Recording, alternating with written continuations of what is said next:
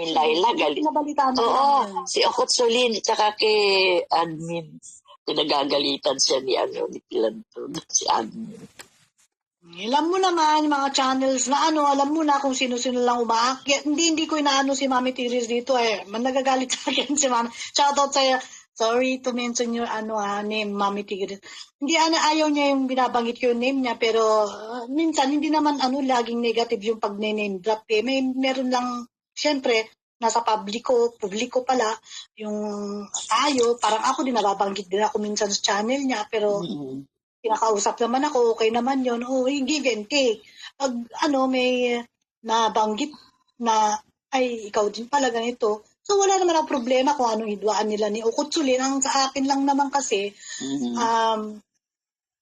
yun, pag nabanggit, wag naman sabihin na, wag mo akong ano dyan, wag ganon. Kasi merong positive tsaka negative na pagbanggit na isang tao eh. Karapatan niya yan eh, na magsalita kay Okutsu. Yan ang kasi meron silang hidwaan, wala akong problema doon.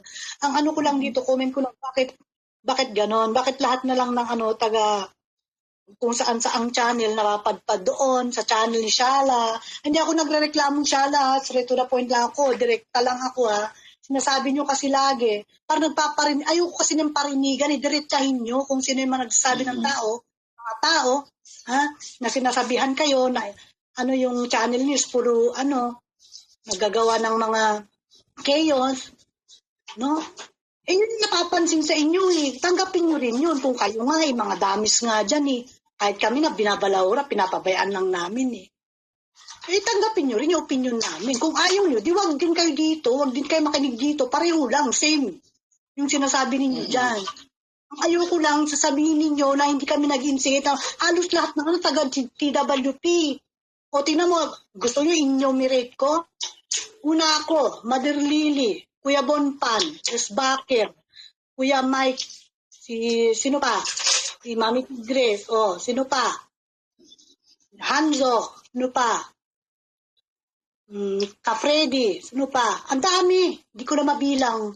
Tapos sabihin ninyo, hindi kami pwede mag-opinion, yung obserbasyon namin. Di pa pwede yun, hindi lang kayo may karapatan. Kung gusto nyo akong banata, okay lang yun.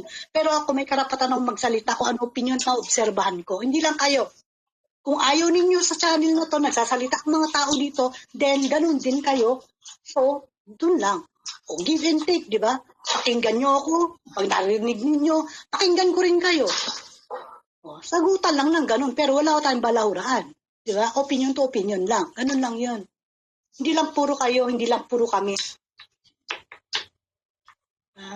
Kung ano na-obserbahan namin, kaya karapatan din namin magsalita.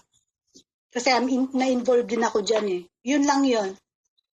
Huwag kayo magmalinis, huwag kayo na sabihin ninyo na kung dito nga hindi pinipigilan yung mga damis Sino ba nagsasalita? Mga damis din naman. Kayo lang naman yan.